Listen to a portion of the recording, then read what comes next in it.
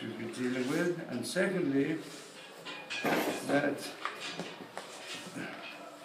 my experience also, that it's important you have your own Gemara and you make punctuation marks. I mean, how it surprised me, even somebody's been learning Gemara, apparently, amongst the students here, for a few years, but can't read a Gemara. So therefore you have to prepare it and know what's a question, what's an answer, and and you can certainly, there's plenty of learning aids. We do have punctuated Gemaras, but not many, one or two. We put out quite a lot of different Gemaras available. You've got Oscar, so it's very important to recognize if you don't have the basis, you don't know what the words mean, you don't know, especially Gemara, it's most of the Gemara deals with analysis, trying to understand sources and also derivations. So you have to know everything is questioned, so you've got to know what's the question, what's the answer. That's very important. But now the other matter which she touched upon is just we were holding in the Gemara, because in this first chapter of Brachos, we deal quite a lot with mazikin. And the question is, what are mazikin? Mazikin, you say in a ruin, that's where in a ruin there's mazikin. It's also another concept that the reason why we have to wash our hands 3 times alternatively is to remove ruach ra'ah, an evil spirit.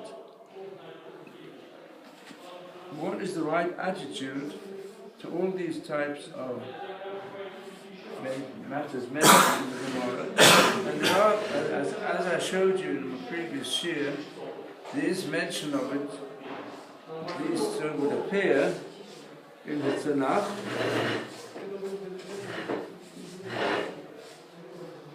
But it also depends how you interpret the Tanakh. It says that in the desert there are damaging Seirim, spirits. It doesn't refer to actual goats, it means a ghost. So, the question is, how do you understand it? Stay away from them. So first letters, I'm going to follow here now, it's very interesting, because he mentioned Rav Kama. And in fact, even hinted that Rav Kama also spoke about this matter. So I've got here, it's written now, demons, a postmodern view. So I'm going to just go over again why we shouldn't go into ruin, because it's dangerous, because the wall can fall down or a beam can fall on your head. That's one reason given. And the second reason given, because there might be some immoral lady waiting there. So someone's they don't have a place where to go to perform the harlotry, so there's some choose ruin if it's in a place where there are plenty of people around, and she might be able to practice her immorality. But the third reason she shouldn't go into ruin, and I think one of you learned the Gemara, have learned this, it's going to come up more unusual things concerning Mazikin, is that there are demons there. That's how Rashi explains it. So first I'm going to mention, or as I mentioned also in this article, it's a very, very deep article by Kama on the subject. So he considers, I'm using the word, he considers demons were old wives' tales. It goes a bit further, because when I studied the Rambam, he was really a brilliant intellect in Torah since the time of the Tanaim until today. And he dealt not only with halachic questions, where everyone recognizes that he's the greatest of the authorities from early ages, but also whatever he touched in other areas was pervaded by a balanced and a deep approach to the use the sages made, and even the Tanakh also, of metaphors and allegories. So the Rambam, for example, we know there's Ruach Ra'ah mentioned in the Mishnah. It says, for example, the Mishnah one learns in its most synagogues on Friday night concerning when you're allowed to, what is it permissible to switch off a light. So it says, if you need to switch it off because of an evil spirit. What is the evil spirit which you wash your hands put in Shulchan Aruch? So the Rambam says, if the evil spirit can be a person not having clear awareness, clear consciousness of what's going on around. It can also be an evil spirit which that takes away the conscious power whereby a person, according to the Torah, has to direct his affairs. But you've got to consider psychological situations as well. And the Rambam certainly makes reference to people who are psychologically sick. And he writes many of the discussions in the Gemara refer to a person whose emotional situation is unbalanced. And it's also true, a person in sleep, he gets all sorts of visions and thinks they're true. And they can confuse him. A person has a bad dream. All these things will have to be dealt with. And so the Rambam describes all these matters in a metaphorical way. It's true that Gaon Vilna, which lived 600 years later, and he says Shadim do exist, but they have an inner meaning. We'll come soon how we can best interpret the Vilna Gaon in Rav Carmel's view, which I will say. Yesterday, when we discussed this, I brought a view which is hinted at in the Meiri. Meiri is one of the early Rishonim, who is a high intellectual, and also on the whole explains many such midrashim allegorically. So he says that a person, also the idea a person gets a confused mind if he stays in ruins. Well, he gets emotionally, he gets wrong ideas about life altogether. People who stay in ruins, that might be the concept of the influence of a person. This person would live in a ruin. Then the atmosphere of the ruin will take away his social approach, which is essential for a normal human being, has to live in a society and not in isolation. I mean, I in my experience in life, some communities in Manchester, in fact, there was a certain person who was not so well, and he liked to stay in the ruin, and it affected him very badly. What's so the I tried ruin? to work hard in some sort of a cellar which was broken down. He preferred to stay there, and since I was asked to help to get him out. It happens sometimes. This might be the mazik. But other teachers say mazikim, especially if we start with the passage of the ruin, might be a reference to snakes, scorpions. Mazikim means things that cause damage, and bacteria. You can't see them, but the atmosphere is filled with even poisonous bacteria. That might be the explanation. However, this doesn't cover all the different tales that are told about demons. So there's today, in recent times, even in places that are very much against belief and faith, like communist Russia, but there also they developed very much the science of psychic phenomena. psychic phenomena. You know, the societies for psychic phenomena, including also you people see poltergeists, people who have they feel that the soul is flying upwards, different things. So there's a lot of investigation in this. Now, there's one of the great people who are doing Kiruk work, primarily in Israel. It's called Hidabrut, which is dialogue. It's called Zameh Cohen. And Zameh Cohen has produced books and videos and gives talks regularly on television on the truth of the Torah in all its aspects, and he includes there enormous amount of evidence from recent research of psychic phenomena, many of them stemming from Russia, where they went into it thoroughly, more than the Western world.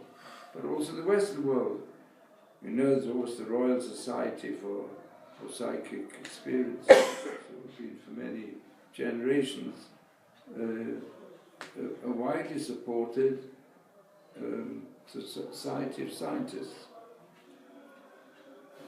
So, I want to give you here Rav Carmel, as you heard now also, who was a partner in starting this yeshiva. He was a disciple of the greatest Musa teacher of the previous generation. You can say the greatest teacher of psychological and philosophical Musa was Rav Dessler, and his influence is increasing all the time, and more of his talks and writings are being published. And he taught regularly at the yeshiva from his Michtav Meliyahu, and which is the main five-volume work, but now it's been increased to another few volumes. And he was the partner in the yeshiva, and also gave the most daily shiur from Musa as well as in the Gemara.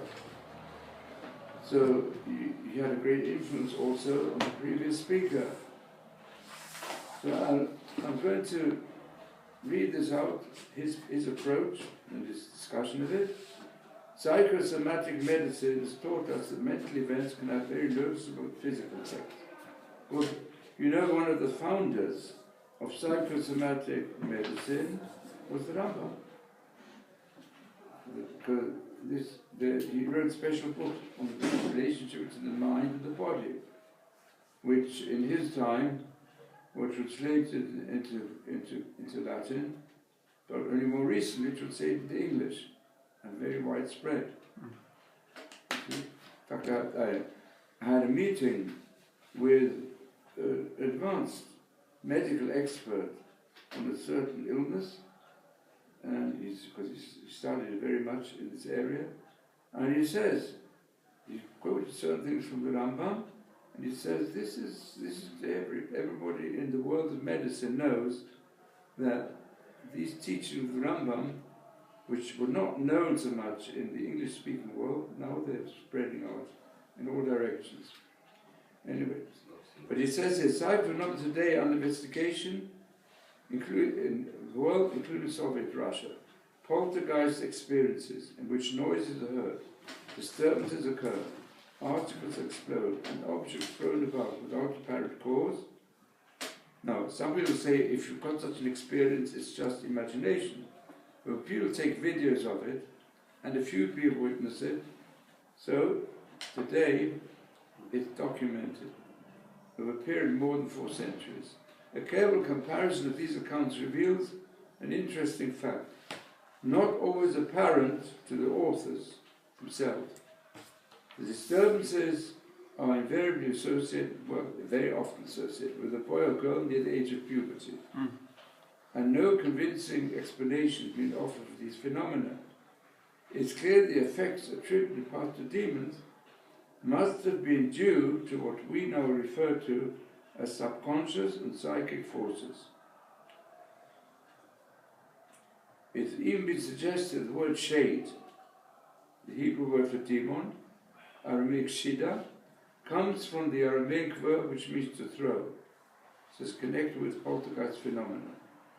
In other words, There were 150 years ago, most of the scientific world treated all these things also like old wives' tales. But after there's been such a lot of documentation, especially in modern times, that it can't be denied that there are such things that do happen. So in the Gemara they're called mazikin. They're especially vulnerable to persons alone at night, people isolated in ruins or deserts. And it's interesting. The Gemara Shoshana speaks about Kofu Aleim Shade. A demonic compulsion is equated with insanity.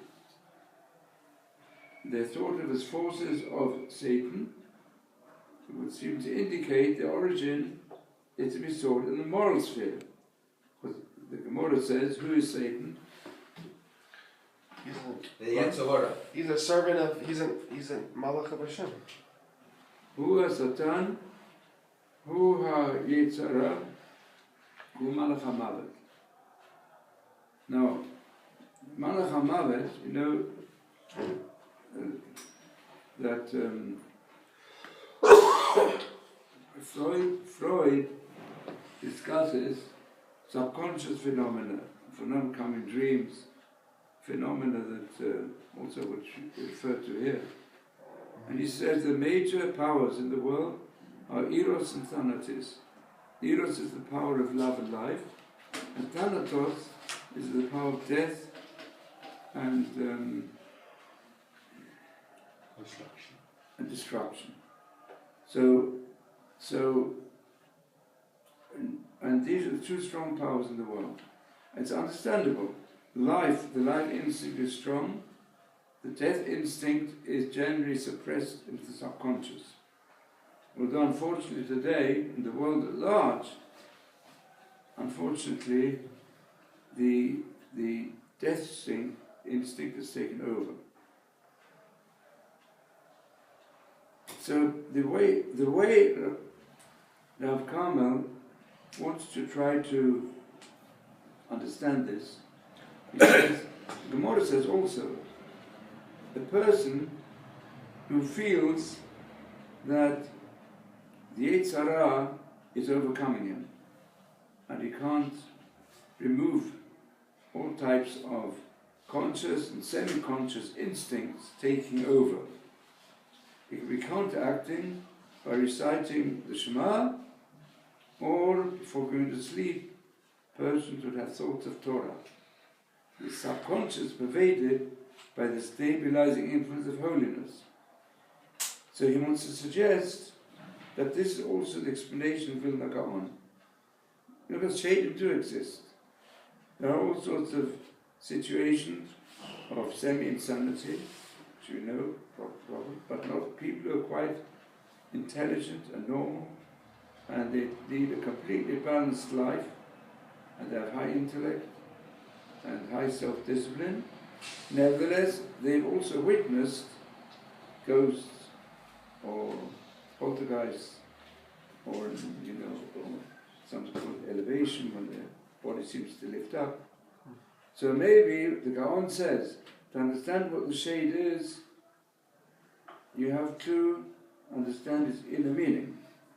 Maybe, it says, the source of all this is the inner world of the mind.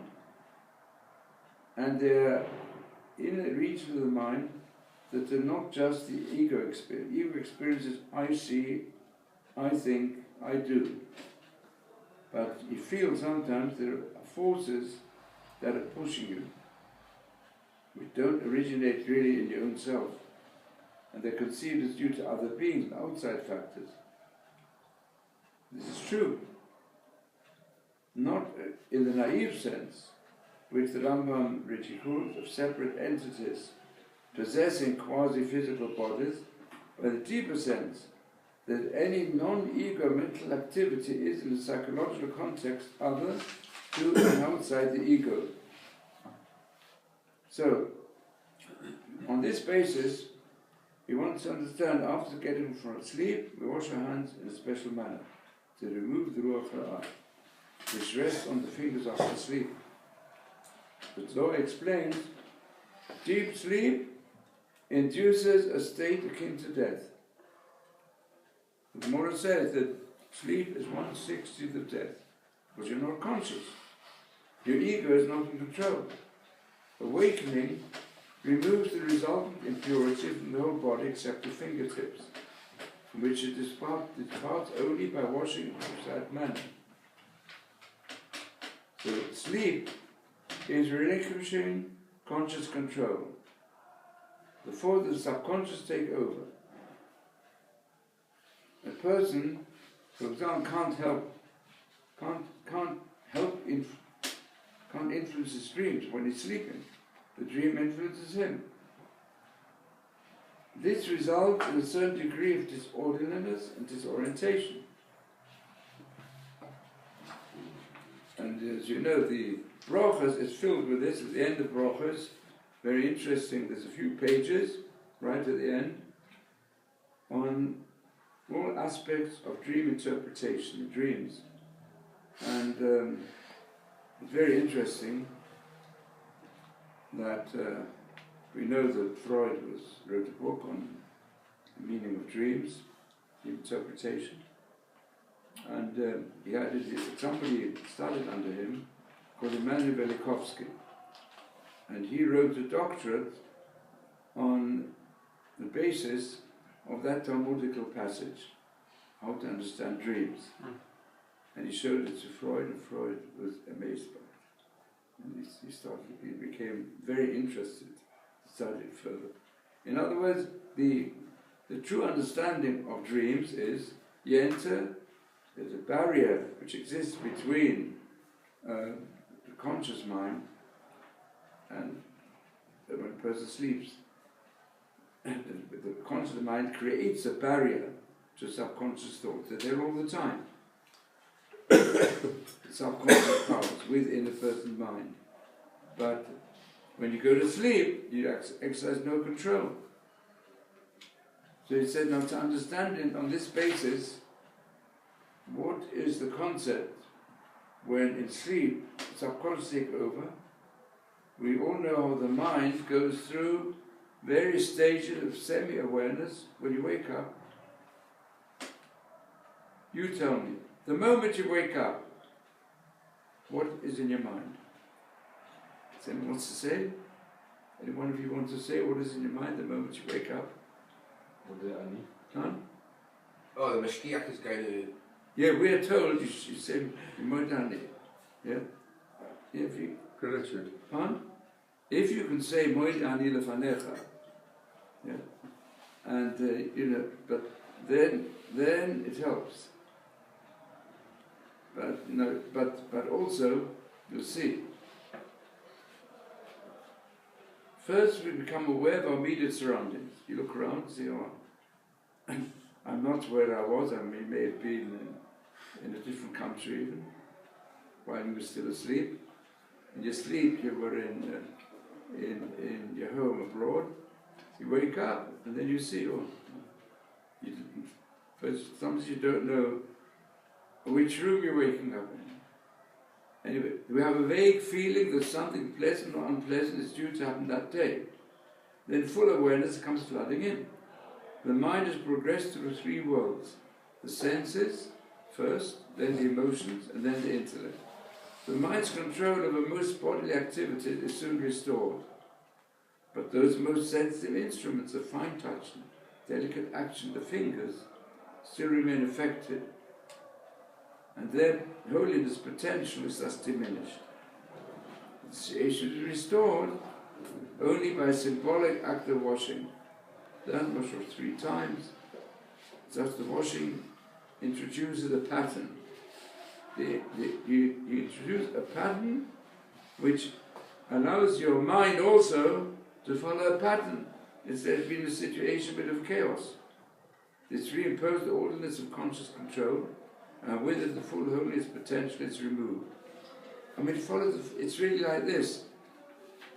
When your conscious mind takes over, then you start thinking. You start planning what you're going to do next, and you do it. So, the Torah, we see in all its aspects, follows the principle.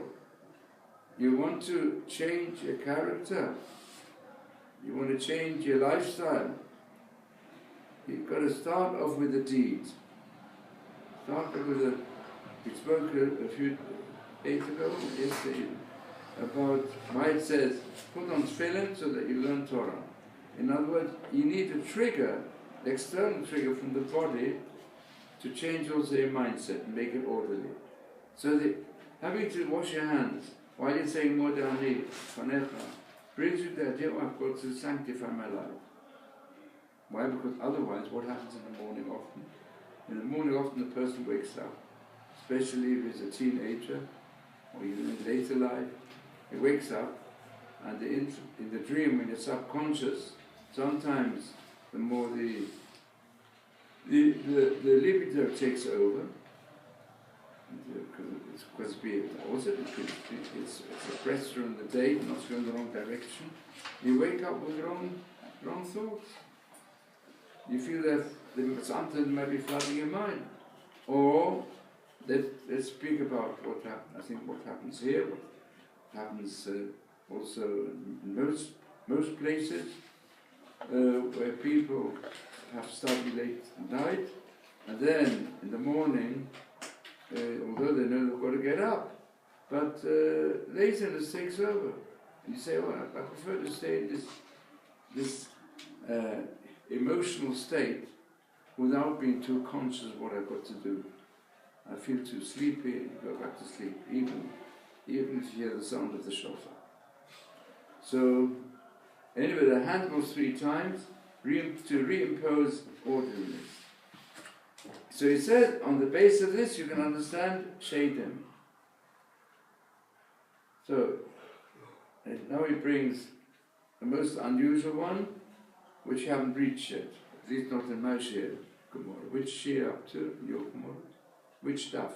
We're in Daf 4. Gimel. Gimel is working on Dalet. So a few pages on, you'll find a most unusual description of Shadim. Abba Binyam said, if permission were given to the eye to see, no one will be able to stand because of the mazikin. Now this is one of the passages which people bring when Pasteur, he was the main one who spread the concept that there are invisible bacteria and some of them cause diseases and we've got to remove them. So the use of more modern microscopes, so we see more and more bacteria that poison a person. And by the way, there's a big a lot of what's avich. It says in newspapers. You've got to be very careful. We had it a few weeks ago, and apparently in Bnei Brak in Tel Aviv, there is also an enormous amount of smog. Oy. Smog, which is very dangerous for people to go out in. And we hope it won't come to Yerushalayim. So, Amen. But anyway, there's all types of atmospheres that contain poisons. And a person wouldn't be able to stand up because of the mazikin. The Rabbi said they're more numerous than we. And they surround us all the time. Each one of us has 1,000 at his left hand and 10,000 at his right. And it's true, there's fresh air, good air, and there's poisonous air. But he said the meaning would seem to be the unconscious forces which beset every ego are extremely numerous. If the eyes were to see them, if the unconscious were to be made conscious, it is very doubtful whether the ego could retain itself intact against their shattering impact. Abba is similar to the reach of the earth surrounding the tree bed. The reach of the earth plays an important beneficial role. It helps to retain the water which ensures the life of the growing plant. But he used it to symbolize the harmful force of the psyche. Maybe an important truth is being taught here. These subconscious forces didn't get to have action. Like all manifestations of the evil side of man's nature, which is the Satan, they're implanted by the Creator for a purpose. In the healthy individual, the subconscious influence may well serve to create tension for the ego and ensure its alertness and readiness to combat the evil stimuli that emerge into the consciousness. So this verse which says, Yibul mitzir elef, Ravumi minecha, 10,000 fall at your side, and 10,000 at your side, and 10,000 at your right hand, will not approach you. If you follow the allusion to the meaning, seems to be, in spite of the danger, God will not allow his servant to fall. So here he says, the pressure which occurs in assembly is due to the mazika, the shaking. Weakness of the knees is due to them. Torah students' clothes wear out because of them. So it says this is simple and trivial manifestation. This is known as fidgeting. Torah students who sit and study a great deal are prone to fidget. If they take it literally, it may well be, however, the metaphorical references to mental states. Pressure of the assembly is mental tension, knee stability, clothes character, and knocking lead, faltering spiritual progress. Then it said, anyone wants to become aware of their presence should take fine ash and place it around his bed. In the morning, he will see something like the footprints of a cock. That's mentioned on page 6. You find the Doctor. It's very unusual. Footprints of it? Huh? Of a rooster. Yes. The symbolism is reasonably straightforward. The fine ash is the ability to subject one's own mental states to a sensitive appraisal. The bed refers to dreams. The cock is a sexual symbol. The meaning seems to be the simplest way to become aware of subconscious factors is to analyze one's dreams, when underlying sexual motivations and associations will become apparent to the sensitive observer. But then we go on. This is really a rather striking one. Anyone who wants to see these shaitan, these demons, should take the afterbirth of a black cat, which is the daughter of a black cat, the firstborn, which is the daughter of the firstborn, burn the afterbirth, grind it to powder, and put some of it in his eye. Then he will see these demons. He should keep the powder in an iron tube and seal it with an iron seal, lest they steal it from him. He should seal its mouth to avoid harm. Rabbi, he followed this, he saw them, and was harmed. When the rabbis prayed for him, he was recovered. So to see them means to become aware of one's own hidden motivations, to make the unconscious fully conscious. The Talmud warns that it's a difficult enterprise. Even Rabbi, the son of Rabbi, who we know from elsewhere to have been on familiar terms with the angel of death, did not escape unharmed. A sharp and cruel eye is needed to discern the hidden motives underlying one's thoughts and actions. The danger is twofold. Too much knowledge of this sort can affect a person's mental stability.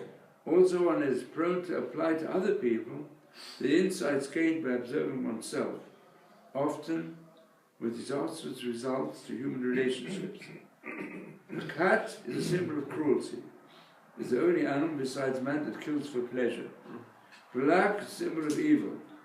It absorbs light without reflecting any. Typical of the person who just takes and does not give. It's a deep concept, that Zera Dessler is quite famous for his wide and deep analysis of two opposing instincts that exist within us, and one pulls you to evil, the other pulls you to good. He calls it taking and giving. There are people who love taking. Even if they say do good things for other people, they only do them in order to take.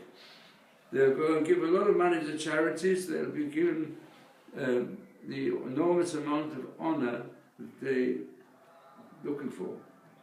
But they don't want to give really. They won't give to somebody if they can't get a proper thank you. And they can't get proper recognition. So we all have in us limits in the direction. So a person can take, but it's taken only to give. He takes money to be able to teach Torah. So he takes money, should be healthy, to be able to do acts of charity. That's taking in order to give.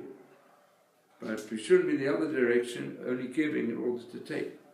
And it's even worse if we just want to take. So this is what it calls black. Why is black considered something evil? Because it absorbs light but doesn't give any back, the black color, when others give back light. Black born of black, firstborn of firstborn, is the quintessence of the quality. The afterbirth is productive capacity, and firstborn is the height.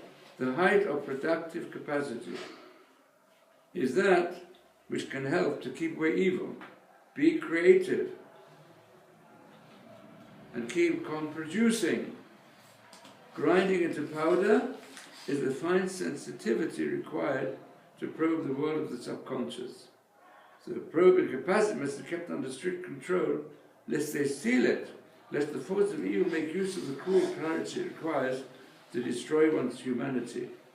There's also the danger, maybe harm, that you won't remain mentally stable. I think this gives an insight to many aspects of research. For example, we know today it's become quite popular of many psychologists, and even psychologists who were previously Freudian psychologists, to change entirely. All right, we had a student here from Florida who in fact he brought a book on past lives from a top psychologist, called Berachot Ch, who was a strong Freudian psychologist, and then he used catharsis, that means to get people to talk out something under hypnosis, talk out what lies in the subconscious. They came out with, some of them with 60, some of them with less, past lives. So let's say a person becomes conscious, I've got, of course it can drive a person crazy. Yeah. He loses the sense of who am I, what's my identity. And you have to figure out 68 minutes. And today there are thousands of books about this. That means, what is it all? You could explain it all. That also there's a research, someone called Stevenson, of 4,000 children who, apart from the native language in the home, there's some strange language that they know, even they were children. 4,000 of them. Because they have past lives. The simple explanation is the one given in the Gemara in Nidon, which says that the soul, before it's put in the body, it comes from a different planet. The simple explanation is, in fact, one did a lot of research in this is Moody, whose first research was near-death experiences. It's also a problem. People who've been through near-death experiences, it can drive them crazy, because it's the reality for them. And it's a greater reality than what you experience your own life. So a person must discipline himself not to get too much of the near-death experience into his consciousness. Although sometimes it's very inspiring that he says, oh, well, that's a glimpse of death, which is so fantastic, I want to get back to it. And sometimes it's terrifying. So it's suppressed. Just like it's similar to people who've been through the actual hell in this world, in the Holocaust, and then for many years they could only live if they could suppress it. How is it that most of the Holocaust descriptions only come out after a few years. By some after 10 or 20 years. They can't speak about it before. But they know if they'll think about it, they'll go crazy. As it says in Chumash, and similarly also you've got some experience like that. People have past experiences and it enters their conscious mind, it can drive them crazy. So dealing with the subconscious, you've got to deal it with care. So in the Torah we have been given, there are many things in Allah you'll come across. Ruach Ra, this, that, that. It's all to discipline the conscious mind to be in control. The reality is that we do have a subconscious mind. The subconscious mind extends beyond time. It's beyond the time of our... in the body, we live in time and space. In the subconscious, we enter into the world which is beyond time and space. And that's why it says, HaKadosh Baruch Hu even said, when HaKadosh Baruch Hu revealed himself, B'chalom halayla to Lovon Arami, who was a wicked man, a deceiver, or to Avimelech, who wasn't to Avimelech, who didn't keep his contract with Avraham Avinu. So Hashem spoke with him in a dream.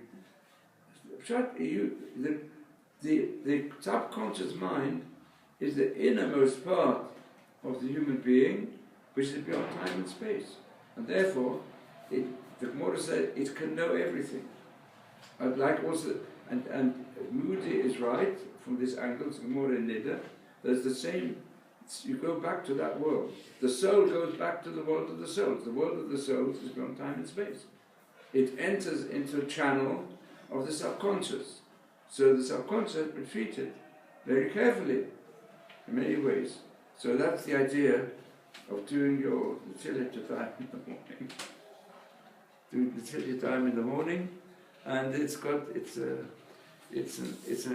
gives us an insight into also the personal direction a person should take when he has dreams and things like that. Like the Gemara says, there's no dream without nonsense. And you have to know that. Not person might find it much more healthy, and I think it is for the most much more healthy to avoid brooding or even thinking. Brooding or thinking about dreams, generally speaking, because the very important thing is we have to live consciously with the guidance of Torah, and you see the Gemara very much believes in disciplining the mind, stretching the mind and the intellect, and asking questions, getting answers, and not allowing subconscious experiences to bring it to an imbalance. Amen. So